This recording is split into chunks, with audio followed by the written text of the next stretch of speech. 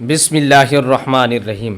محترم ناظرین، نبی کریم صلی اللہ علیہ وآلہ وسلم کے مبارک ارشادات اور سچے واقعات ہمارے لیے ہدایت اور نجات کا عظیم ذریعہ ہیں۔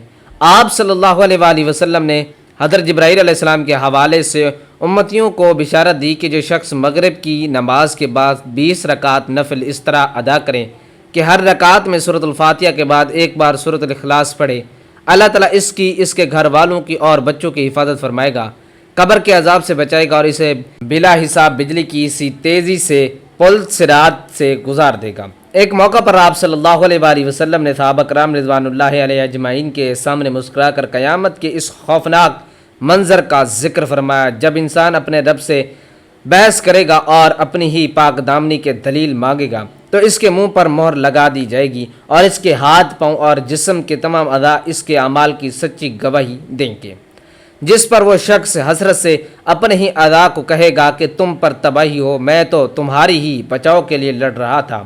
ایک اور ایمان افروز واقعہ حضرت عبداللہ بن مسعود رضی اللہ تعالی عنہ کا ہے۔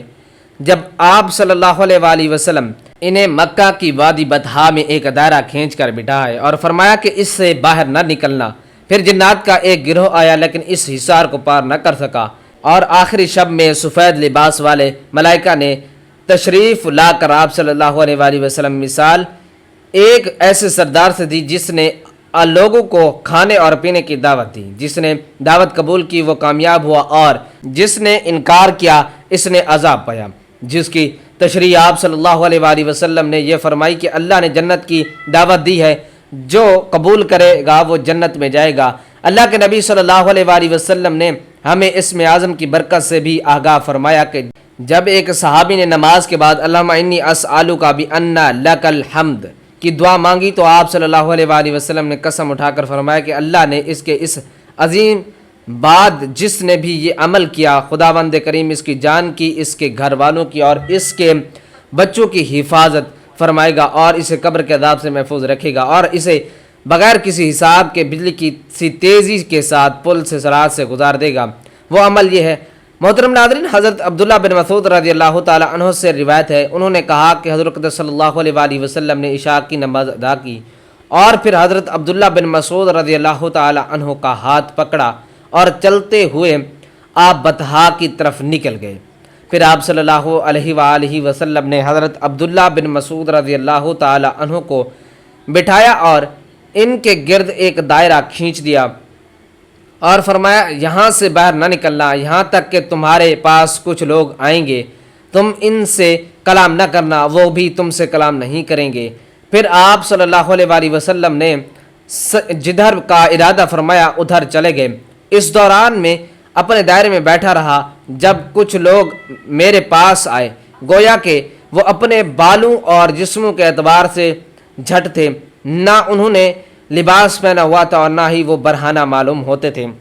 وہ میری طرف آئے اور وہ اس خط نما دائرے کو پار نہ کر سکے، پھر وہ حضور اکرم صلی اللہ علیہ وآلہ وسلم کی طرف چلے گئے یہاں تک کہ رات کا آخری حصہ آ گیا۔ وہ لوگ واپس نہ آئے، البتہ حضور اکرم صلی اللہ علیہ وآلہ وسلم میرے پاس تشریف ترین نام سے مانگا ہے کہ جب بھی اس کے ذریعے دعا کی جائے تو اللہ قبول فرماتا ہے۔ توکل کی عجیب و غریب مثال ہمیں وادی کے اس پرندے سے ملتی ہے جو اللہ کی عدل و توکل کی تسبیح بیان کر رہا تھا، تو اللہ نے اس کی چونچ میں فوراً ایک ٹڈی بھیج کر رزق کا سامان کر دیا، جس سے ثابت ہوتا ہے کہ جو اللہ پر بھروسہ کرتا ہے رب اسے کبھی نہیں بھولتا اور رزق انسان کو اس کی تلاش کرنے سے بھی زیادہ تلاش کرتا ہے۔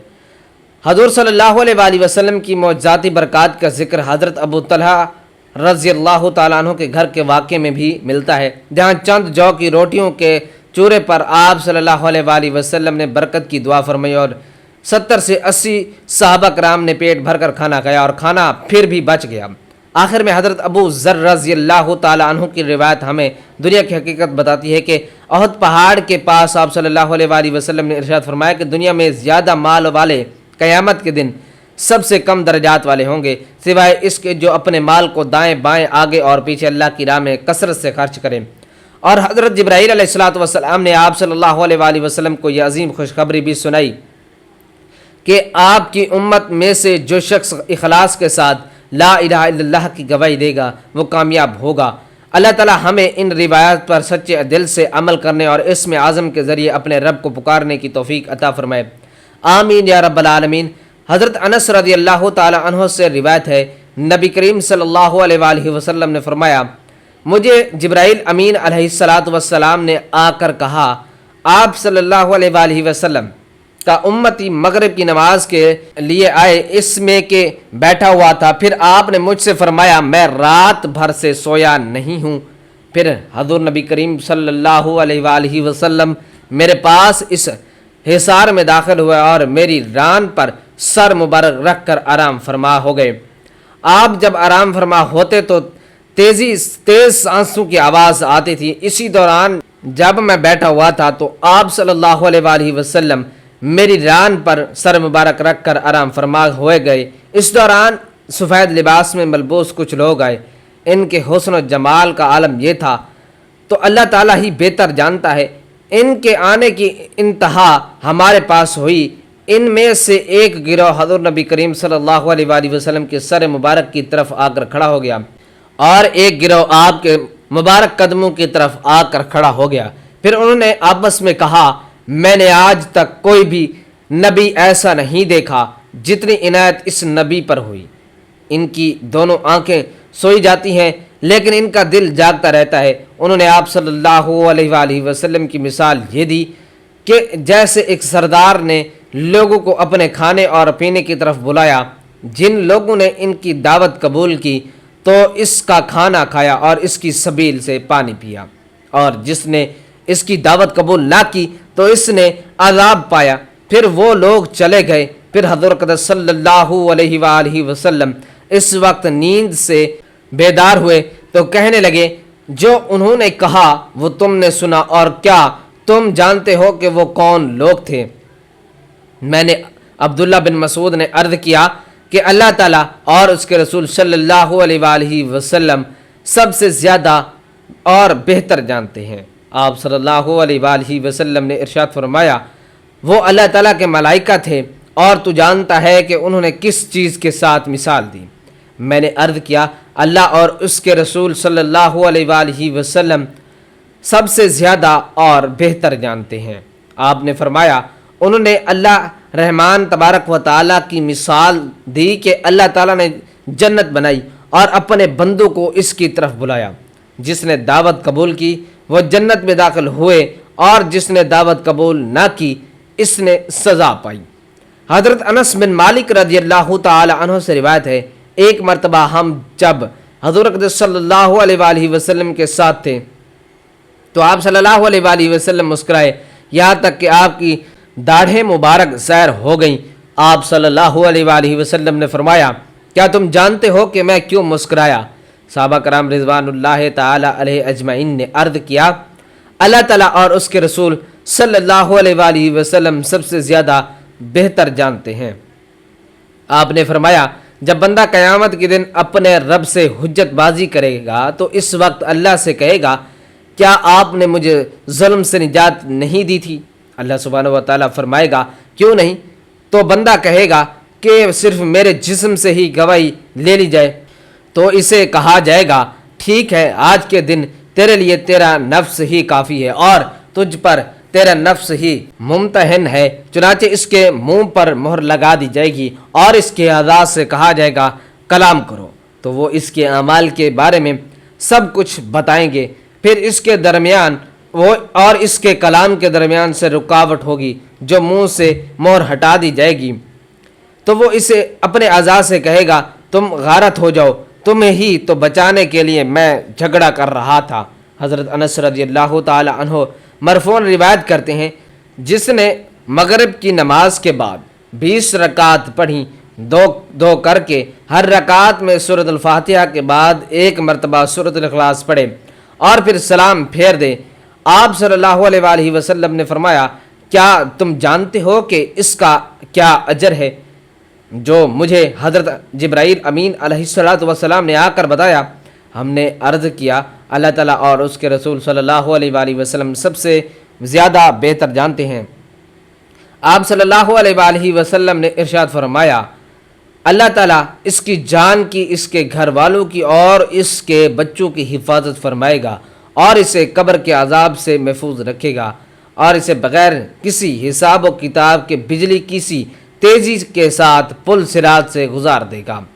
حضرت انس بن مالک رضی اللہ تعالی عنہ سے روایت ہے، انہوں نے کہا کہ میں حضور اکرم صلی اللہ علیہ وآلہ وسلم کی خدمت اقدس میں ایک حلقے میں بیٹھا ہوا تھا۔ ایک آدمی کھڑا ہو کر نماز ادا کر رہا تھا، چنانچہ جب اس نے رکوع اور سجدہ ادا کر لیا اور تشہد ادا کر لیا تو اس نے اپنی دعا میں یہ کلمات ادا کیے، اللہم انی اسألک بأن لک الحمد لا الہ الا انت المنان بدیع السماوات والارض یا ذوالجلال والاکرام یا حی یا قیوم۔ تو حضور اکرم صلی اللہ علیہ وآلہ وسلم نے اپنے صحابہ کرام رضوان اللہ تعالی علیہ اجمعین سے مبارک ارشادات فرمایا کہ تم جانتے ہو کہ اس نے کس چیز کے ساتھ دعا مانگی ہے؟ صحابہ کرام رضوان اللہ تعالی علیہ اجمعین نے عرض کیا، اللہ تعالیٰ اور اس کے رسول صلی اللہ علیہ وآلہ وسلم سب سے زیادہ بہتر جانتے ہیں۔ آپ صلی اللہ علیہ وآلہ وسلم نے ارشاد فرمایا، مجھے اس ذات کی قسم جس کے قبضہ قدرت میں میری جان ہے، اس نے اللہ تعالیٰ کے سب سے بڑے نام کے ساتھ دعا کی ہے۔ جب بھی اس کے نام کے ساتھ دعا کی جائے تو اللہ تبارک و تعالیٰ قبول فرماتا ہے، اور جب بھی اس کے ساتھ مانگا جائے تو اللہ سبحانہ و تعالیٰ عطا فرماتا ہے۔ حضرت انس بن مالک رضی اللہ تعالی عنہ سے روایت ہے، انہوں نے کہا میں حضور نبی کریم صلی اللہ علیہ وآلہ وسلم کے ہمراہ مدینہ منورہ کی ایک گھاٹی میں داخل ہوا اور میرے پاس قضاء حاجت کے لیے پانی بھی تھا۔ آپ صلی اللہ علیہ وآلہ وسلم وادی میں داخل ہوئے، پھر آپ نے اپنا سر مبارک اٹھایا اور اپنے ہاتھ کے اشارے سے مجھے اپنے قریب بلایا اور فرمایا پانی رکھو اور وادی میں داخل ہو جاؤ۔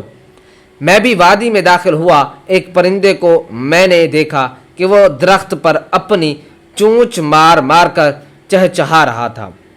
آپ صلی اللہ علیہ وآلہ وسلم نے پوچھا کیا تم جانتے ہو کہ یہ کیا کہہ رہا ہے؟ میں نے عرض کیا اللہ تعالیٰ اور اس کے رسول صلی اللہ علیہ وآلہ وسلم سب سے زیادہ بہتر جانتے ہیں۔ آپ صلی اللہ علیہ وآلہ وسلم نے فرمایا وہ کہتا ہے کہ اے اللہ تعالیٰ تو عدل کرتا ہے، ظلم نہیں کرتا اور نہ ہی کوئی چھپانے والا تجھ سے کچھ چھپا سکتا ہے۔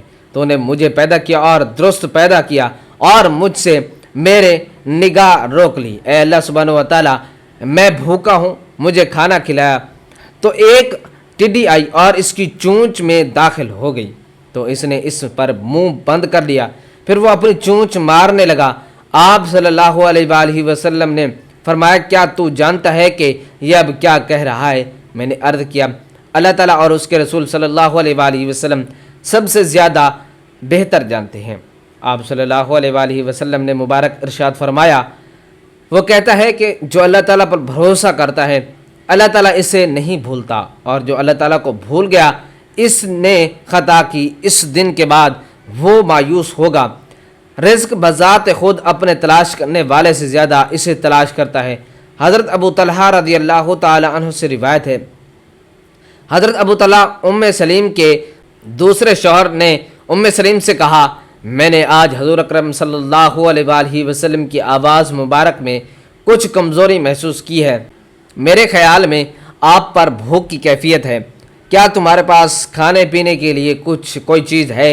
حضرت ام سلیم نے کہا ہاں۔ یہ کہہ کر انہوں نے جو کی چند روٹیاں نکالیں، پھر اپنی اوڑھنی لی اور اس میں ان روٹیوں کو لپیٹا اور چھپا کر میرے ہاتھ دے دی اور اس اوڑھنی کا کچھ حصہ مجھ پہ بھی اوڑھ دیا۔ اس کے بعد مجھے رسول خدا صلی اللہ علیہ وآلہ وسلم کے پاس بھیج دیا۔ حضرت انس رضی اللہ تعالی عنہ کہتے ہیں کہ میں گیا تو حضور اکرم صلی اللہ علیہ وآلہ وسلم مسجد میں تشریف فرما تھے، آپ کے ہمراہ صحابہ کرام رضوان اللہ تعالی علیہ اجمعین بھی موجود تھے۔ میں نے ان کے پاس جا کر کھڑا ہو کر گیا تو حضور نبی کریم صلی اللہ علیہ وآلہ وسلم نے مجھے ارشاد فرمایا کیا تجھے ابو طلحہ نے بھیجا ہے؟ میں نے عرض کیا جی ہاں۔ آپ صلی اللہ علیہ وآلہ وسلم نے مبارک ارشاد فرمایا کھانا دے کر بھیجا ہے؟ میں نے عرض کیا جی ہاں۔ تو حضور نبی کریم صلی اللہ علیہ وآلہ وسلم نے اپنے ساتھ موجودہ صحابہ کرام رضوان اللہ تعالی علیہ اجمعین سے فرمایا کہ اٹھو چلو ابو طلحہ کے گھر چلتے ہیں۔ حضرت انس رضی اللہ تعالی عنہ کہتے ہیں کہ میں ان کے آگے آگے چلا اور ابو طلحہ کے پاس پہنچ کر آپ صلی اللہ علیہ وآلہ وسلم کی تشریف آوری کی خبر دی۔ ابو طلحہ نے ام سلیم سے کہا حضور اقدس صلی اللہ علیہ وآلہ وسلم تشریف لا رہے ہیں اور اتنا کھانا نہیں ہے کہ ہم انہیں کھلا سکیں۔ ام سلیم نے کہا اللہ تعالیٰ اور اس کے رسول صلی اللہ علیہ وآلہ وسلم سب سے زیادہ بہتر جانتے ہیں۔ ابو طلحہ حضور اقدس صلی اللہ علیہ وآلہ وسلم کے استقبال کے لیے گھر سے باہر نکل آئے، حضور اکرم صلی اللہ علیہ وآلہ وسلم سے ملاقات کی، پھر آپ کے ہمراہ آئے تو آپ صلی اللہ علیہ وآلہ وسلم نے فرمایا ام سلیم جو کچھ تمہارے پاس ہے وہی لے آؤ۔ حضرت ام سلیم کے پاس وہی روٹیاں تھیں جو آپ صلی اللہ علیہ وآلہ وسلم کے پاس بھجوائی تھیں، وہی روٹیاں لے کر حاضر خدمت ہو گئیں۔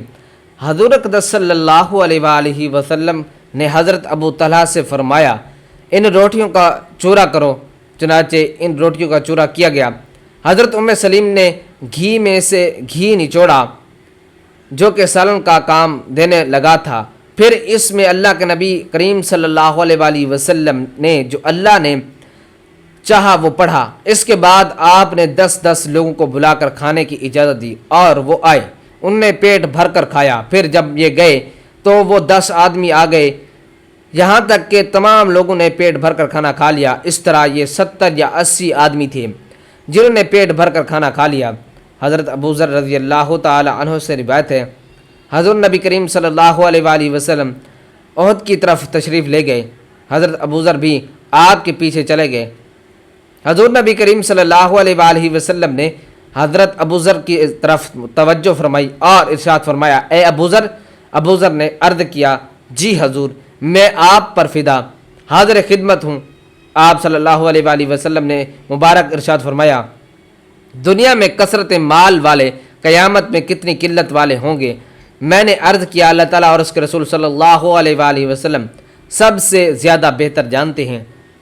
آپ صلی اللہ علیہ وآلہ وسلم نے مبارک ارشاد فرمایا سوائے اس کے جو اپنے مال کو ایسے اور ایسے اپنے سامنے سے، اپنے دائیں بائیں اور پیچھے سے خرچ کرے۔ پھر آپ احد پہاڑ کی طرف چلے، ایک جگہ پھر آپ رکے اور مجھے ارشاد فرمایا اے ابو ذر میرے آنے تک یہی ٹھہرے رہنا۔